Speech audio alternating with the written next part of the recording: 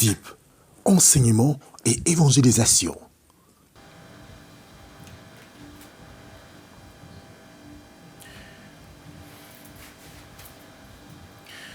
Bien-aimés, bonjour et heureux de vous savoir nombreux, toujours fidèles à l'écoute de notre programme GoDeep. Et là, nous sommes dans notre programme des enseignements GoDeep.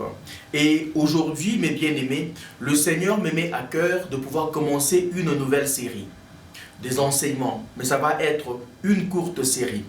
Alors, la série que je vais commencer aujourd'hui taraude beaucoup les consciences de gens, mes bien-aimés. Et c'est un sujet qui est très en dispute dans les églises d'aujourd'hui. C'est le sujet quand on aborde les finances, quand on aborde les offrandes. C'est un sujet qui fâche et les voix se lèvent dans beaucoup d'églises. Et même dans la société en général, on voit les politiciens, on voit les influenceurs, tout le monde qui va se mettre à donner ou qui se lève et qui commence à parler aussi du pourquoi des finances dans l'église.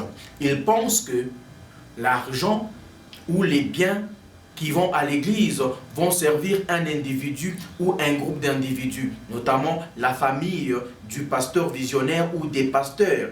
Alors les gens se mettent même à demander la comptabilité pour savoir combien les gens ont donné, à quoi ça sert.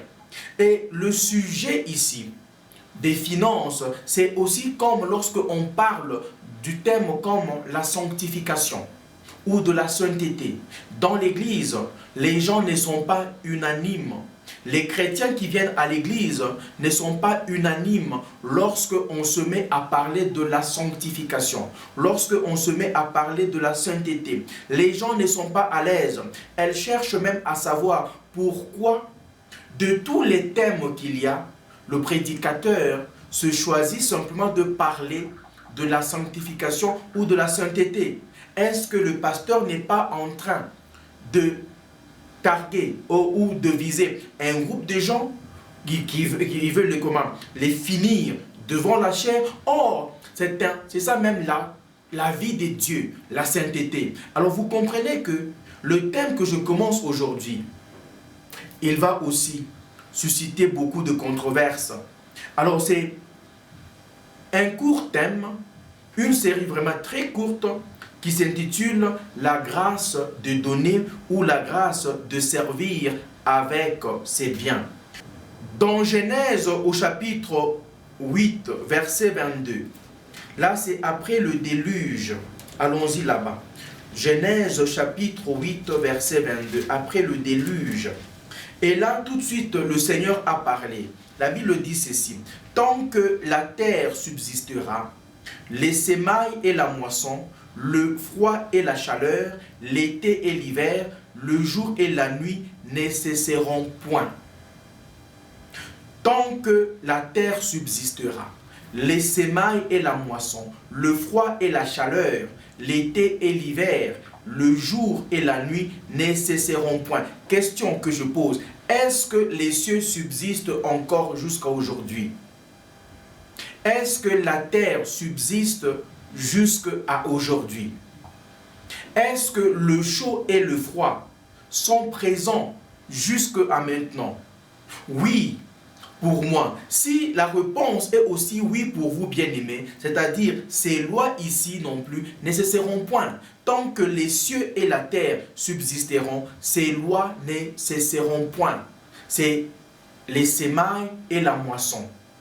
Les semailles et la moisson, donner et récolter. Nous comprenons que quand on donne, il y a aussi la récolte. Le donner et le s'aimer ne vont pas cesser. Et dans Agé au chapitre 1, verset 8, il est dit: montez à la montagne, apportez ou ramassez du bois et bâtissez la maison. J'en aurai de la joie et je serai glorifié, dit l'Éternel. Ici, bien-aimé, ça c'est un appel pathétique de l'Éternel. Ici, la parole dit: montez à la montagne, apportez ou ramassez du bois et bâtissez la maison.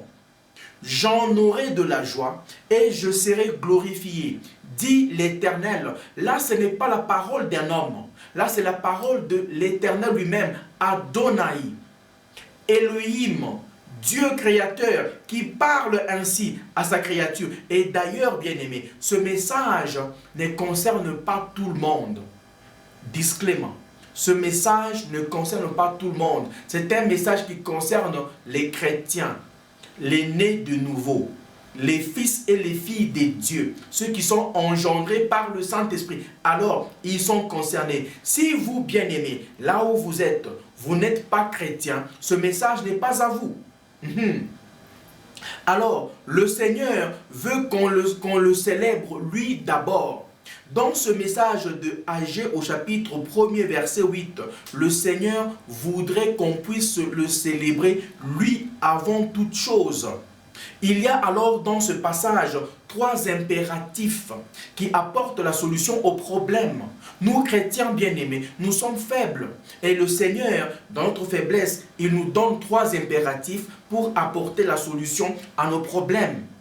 Les 3 impératifs sont monter, apporter et bâtisser. 1. Monter. 2. Apporter ou ramasser. Et 3. Bâtisser. Donc ces 3 impératifs apportent la solution au problème du peuple de Dieu.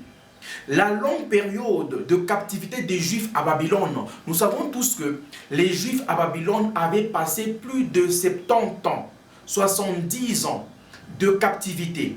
Alors leur captivité avait permis aux forêts de croître. Leur captivité avait permis aux forêts de pouvoir fleurir, de pouvoir prospérer.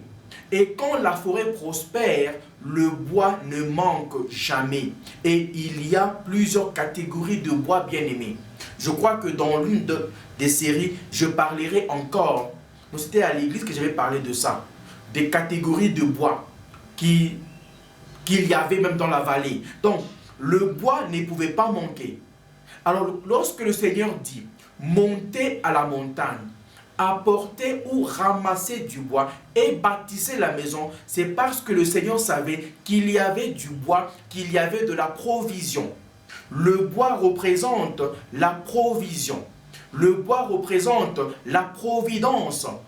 Les Juifs devaient donc utiliser le bois pour rebâtir ou reconstruire le temple. Très important, ils devaient utiliser le bois pour rebâtir le temple. Ils devaient utiliser le bois pour construire la maison de l'Éternel. Bien-aimés, aujourd'hui, vous aussi, vous avez le bois entre vos mains. Vous avez le moyen pour participer à la construction de l'œuvre de l'Éternel. Vous avez le moyen. Le bois représente la provision. Le bois représente la providence. Vous avez la provision entre vos mains pour participer à l'œuvre de Dieu, à l'œuvre divine, car c'est ainsi que vous glorifierez l'Éternel et c'est ainsi que vous allez pouvoir l'adorer. En mettant Dieu à la première place, vous l'honorez par l'adoration et vous serez bénis dans les questions secondaires de la vie. Dans Matthieu au chapitre 6, verset 33, il est dit « Cherchez premièrement le royaume des cieux et sa justice ».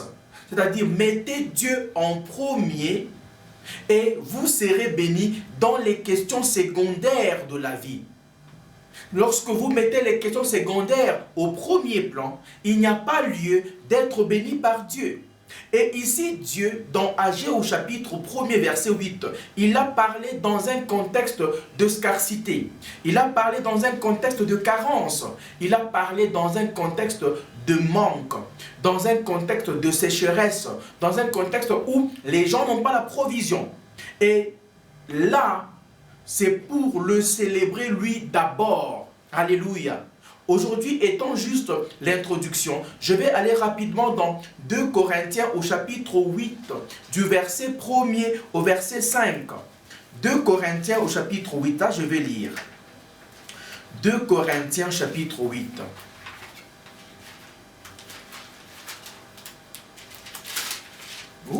la parole de Dieu, elle est bonne, mes bien-aimés. 2 Corinthiens chapitre 8, ok. Versets 1 à 5. Nous allons rester là-bas pendant juste un temps et puis nous allons pouvoir sortir. Ici, la Bible dit ceci. Des modèles de libéralité, les Macédoniens. Nous vous faisons connaître, frères, la grâce de Dieu qui s'est manifestée dans les églises de la Macédoine. À travers la grande épreuve de leurs afflictions, leur joie débordante et leur pauvreté profonde ont produit avec abondance les riches libéralités de leur part. Ils ont, je l'atteste, donné volontairement selon leurs moyens et même au-delà de leurs moyens. Nous demandons avec de grandes instances la grâce de prendre part à l'assistance destinée aux saints. Et non seulement ils ont contribué comme nous l'espérions, mais ils se sont d'abord donnés eux-mêmes au Seigneur, puis à nous par la volonté de Dieu. Oh bien-aimés, j'aime la foi et la fervescence des croyants des Macédoines. J'aime leur foi et j'aime leur fervescence, j'aime leur empressement. Bien-aimés, ils étaient pauvres, ces gens, mais ils étaient empressés à participer à l'avancement de l'œuvre de Dieu. Écoutez bien, ils étaient pauvres. L'apôtre Paul le témoigne, il l'atteste. Ces gens étaient pauvres. Les églises de la Macédoine étaient pauvres. C'est-à-dire qu'il y avait la pauvreté dans le pays. Mais les chrétiens ne s'étaient pas contentés de leur état de pauvreté. Et ils ont empressé Paul. Ils ont insisté afin qu'il puisse aussi participer à l'avancement de l'œuvre de Dieu à Jérusalem, à subvenir aux besoins de chrétiens de Jérusalem. Parmi eux, parmi les chrétiens de Macédoine, il y avait des veufs, il y avait des veuves, il y avait des divorcés, il y avait des orphelins, il y avait des sans-emploi, bien-aimés, toute catégorie de gens, ils étaient là. Mais ces gens bien-aimés ne sont pas restés dans leur état, mais ils se sont donnés eux-mêmes d'abord pour pouvoir participer à l'œuvre. Bien-aimés, bienvenue à cette série de nos enseignements. Le Seigneur vous appelle tel que vous êtes, dans votre condition sociale, dans votre condition conjugale, dans votre condition économique, financière, pour le servir avec vos biens, afin de voir son miracle ou ses miracles. Miracle de guérison physique, miracle de guérison mentale, psychique, sentimentale, miracle de percée économique, de percée financière, de percée relationnelle.